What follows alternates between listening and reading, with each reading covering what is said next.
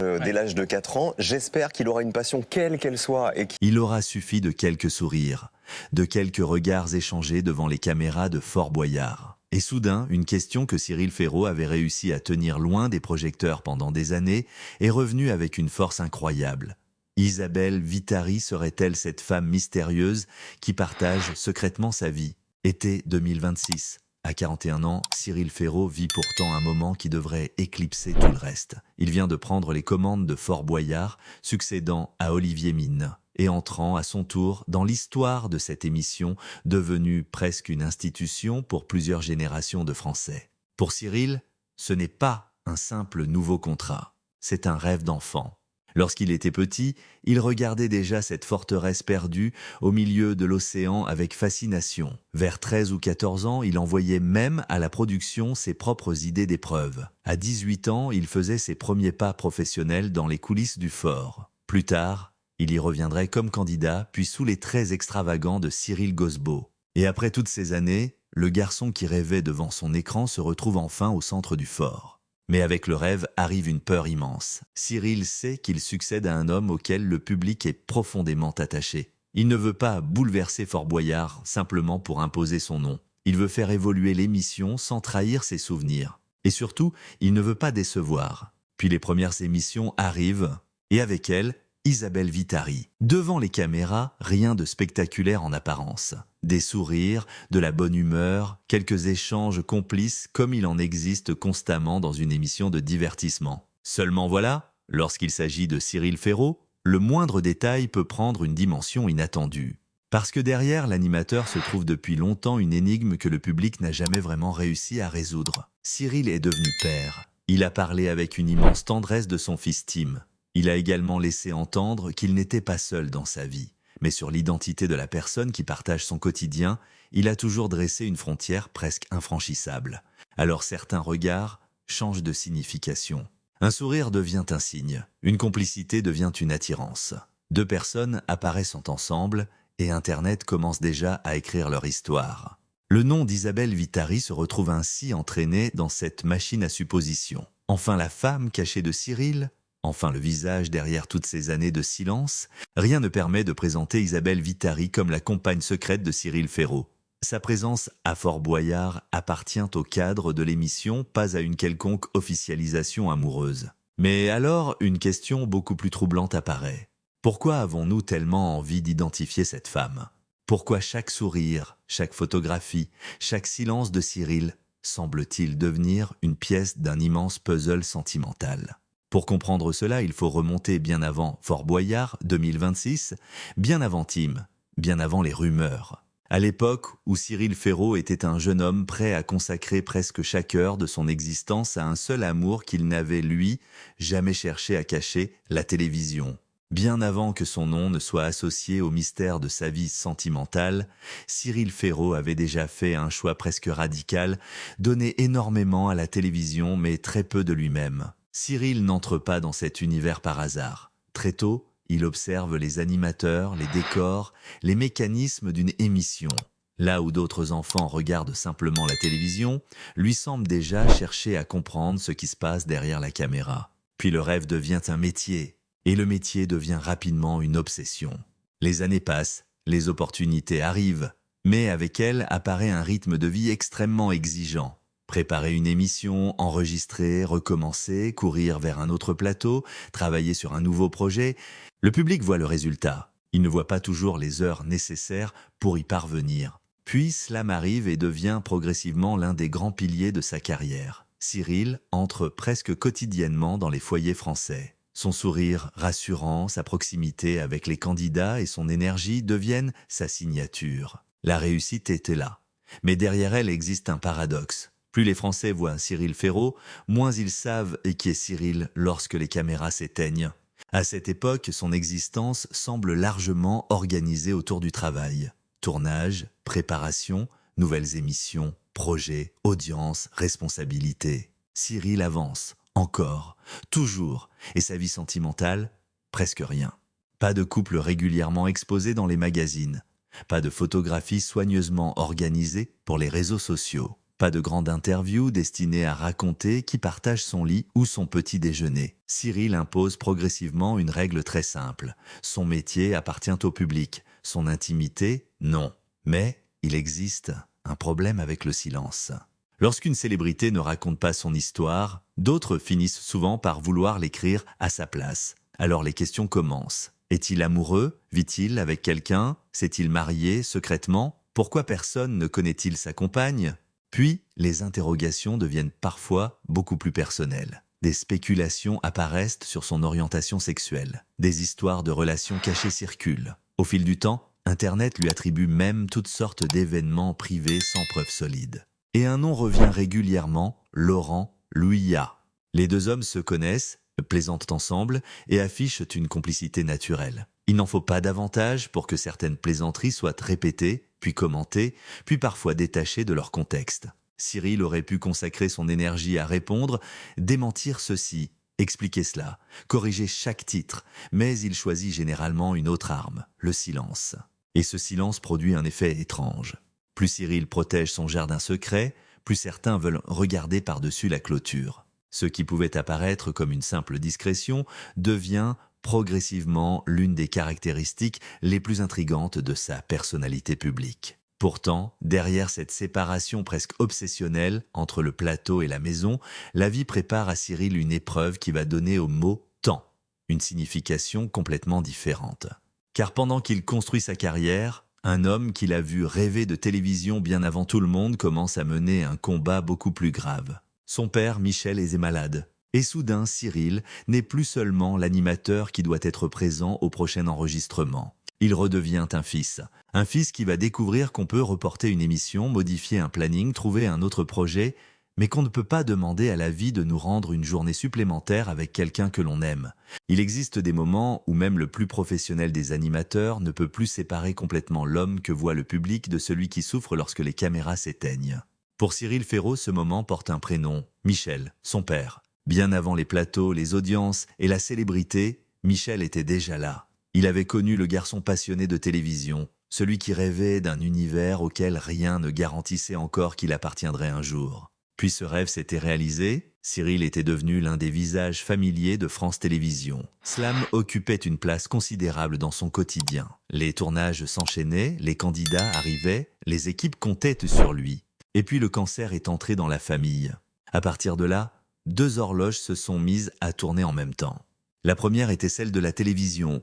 Une émission possède un horaire. Un studio est réservé, des techniciens travaillent, des candidats attendent. Il faut enregistrer, sourire, rassurer, plaisanter et donner aux téléspectateurs l'impression que, pendant quelques dizaines de minutes, rien de grave n'existe. Mais la deuxième horloge était infiniment plus cruelle, celle de Michel. Cyril savait que son père était gravement malade. Et comment continuer à exercer un métier fondé sur la bonne humeur lorsque, derrière le décor, une seule question finit par prendre toute la place? Combien de temps reste-t-il?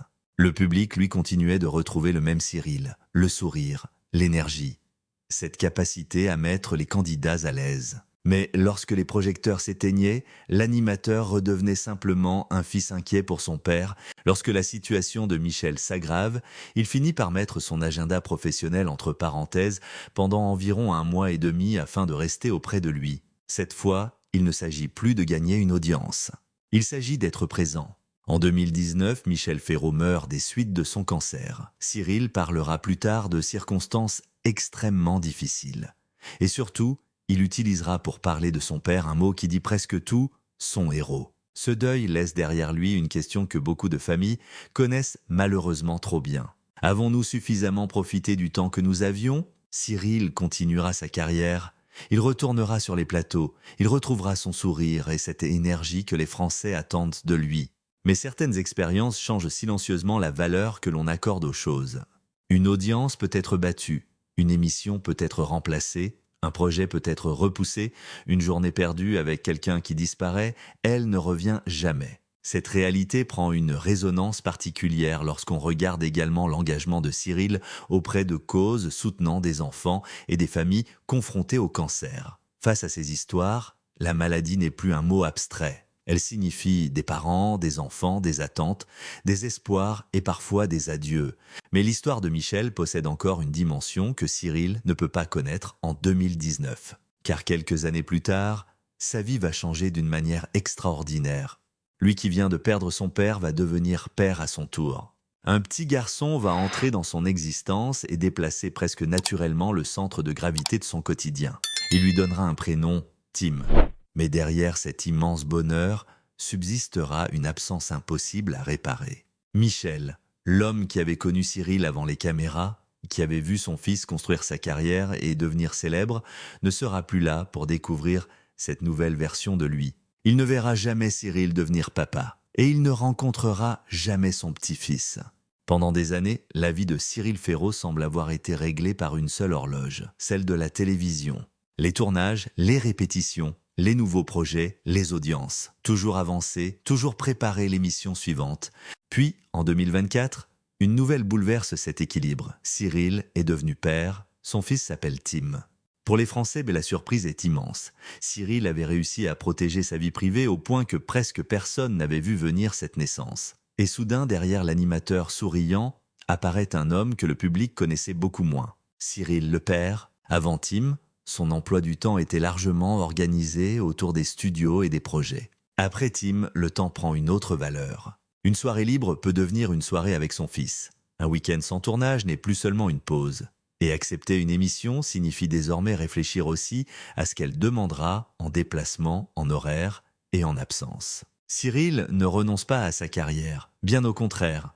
Mais pour la première fois, le travail doit véritablement partager sa place avec quelqu'un. Et surtout, Cyril prend une décision très claire. Partager son bonheur ne signifie pas exposer son enfant. Il évoque Tim avec tendresse, mais refuse d'en faire un personnage médiatique. Cette attitude pourrait se résumer ainsi. Le père a choisi d'être célèbre. L'enfant, lui, n'a rien choisi. Tim n'a choisi ni les caméras, ni les réseaux sociaux, ni les commentaires de parfaits inconnus. Alors Cyril construit autour de lui la même frontière qu'il avait déjà dressée autour de sa vie sentimentale. Mais cette naissance porte également une absence douloureuse. Michel Ferraud est mort en 2019. Il avait connu Cyril avant les grandes émissions.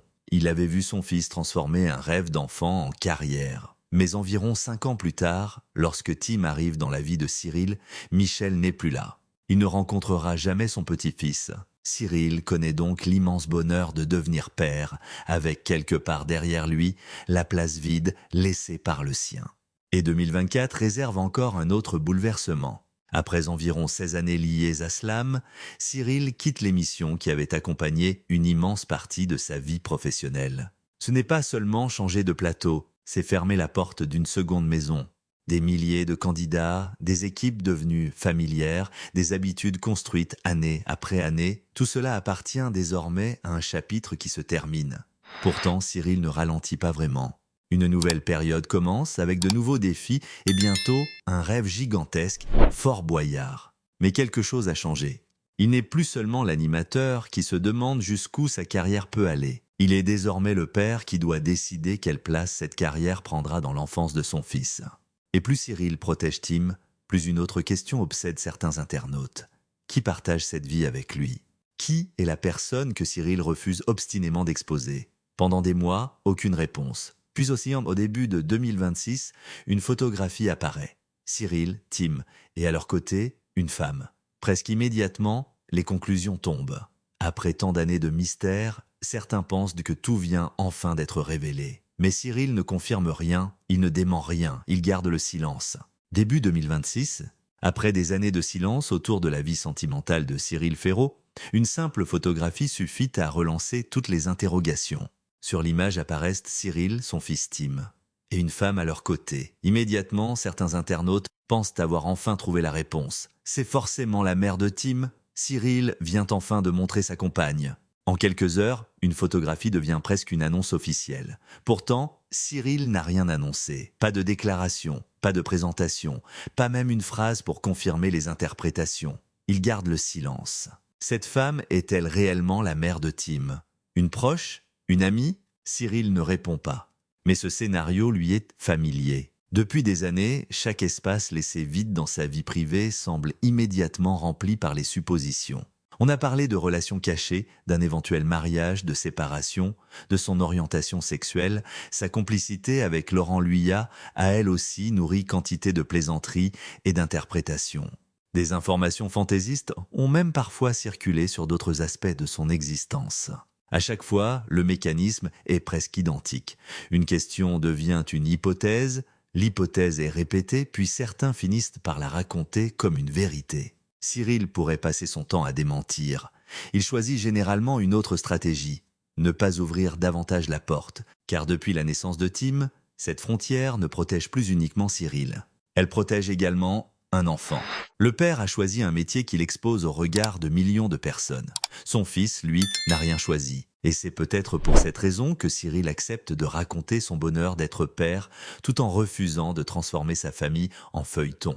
La photographie du début de 2026 ne résout donc finalement aucun mystère. Au contraire, elle en crée un nouveau. Puis arrive l'été 2026. Cyril prend les commandes de Fort Boyard, réalisant l'un de ses plus anciens rêves.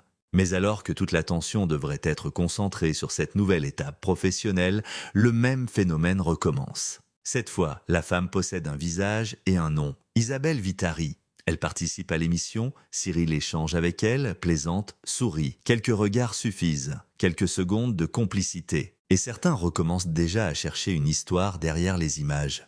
Après la femme mystérieuse photographiée avec Tim, Isabelle serait-elle enfin celle que Cyril protège depuis toutes ces années ? Et ce faux mystère révèle peut-être quelque chose de beaucoup plus intéressant. Depuis le début, nous cherchons un nom, un visage, une femme, mais peut-être cherchons-nous au mauvais endroit ? Car le véritable secret de Cyril Ferraud n'est peut-être pas l'identité de la personne qui partage sa vie. Son véritable exploit est peut-être d'avoir passé plus de 20 ans sous les projecteurs, tout en empêchant les caméras de franchir complètement la porte de sa maison. Et désormais, derrière cette porte, il n'y a plus seulement sa propre intimité. Il y a Tim.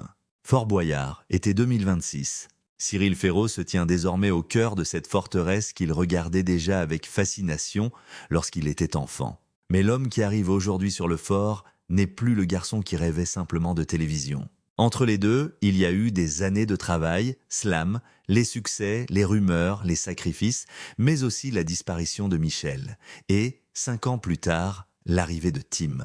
Alors, prendre les commandes de Fort Boyard possède forcément une saveur particulière. Cyril doit succéder à Olivier Mine, un visage auquel des générations de Français sont attachés. Et il le sait, lorsqu'on hérite d'une émission aussi populaire, il ne suffit pas d'arriver avec de nouvelles idées. Il faut respecter une mémoire.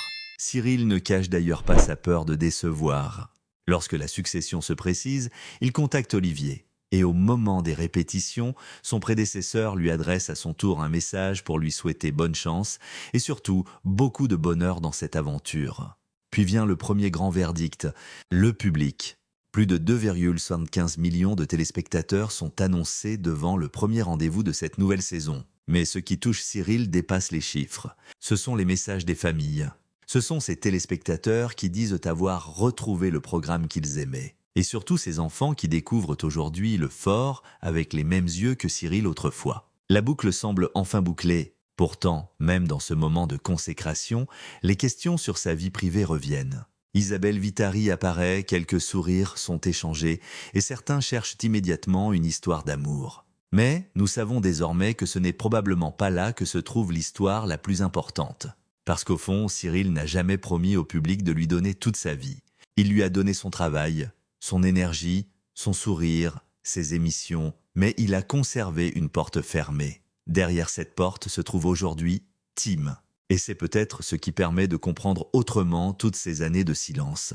Cyril a choisi la célébrité. Son fils, lui, ne l'a jamais choisi. Michel n'aura jamais rencontré son petit-fils. Il n'aura pas vu non plus son fils prendre les commandes de cette émission qui le fascinait depuis l'enfance. Mais entre le petit garçon qui rêvait devant Fort Boyard et le père qui se tient aujourd'hui au milieu du fort, quelque chose semble être resté intact. L'importance accordée à ceux que l'on aime lorsque les caméras s'éteignent. Et finalement, peut-être avons-nous posé la mauvaise question depuis le début. Le grand mystère n'est peut-être pas qui était la femme qui partage la vie de Cyril Ferraud, mais plutôt, comment un homme aussi exposé a-t-il réussi à conserver une partie de son bonheur uniquement pour lui et pour les siens ? Car une audience peut battre un record, Une émission peut devenir culte. Une carrière peut atteindre des sommets. Mais lorsque les projecteurs s'éteignent, ce sont souvent les personnes qui nous attendent à la maison qui donnent réellement un sens à tout le reste. Alors, dites-nous ce que vous en pensez dans les commentaires. Une personnalité publique doit-elle tout accepter au nom de la curiosité du public ou certaines frontières devraient-elles rester infranchissables, surtout lorsqu'un enfant est concerné? Si cette histoire vous a touché, pensez à laisser un pouce bleu, à partager cette vidéo avec vos proches et à vous abonner pour ne manquer aucune de nos prochaines histoires. Et souvenons-nous peut-être de ceci. On peut passer sa vie sous les projecteurs sans être obligé d'y exposer ce que l'on aime.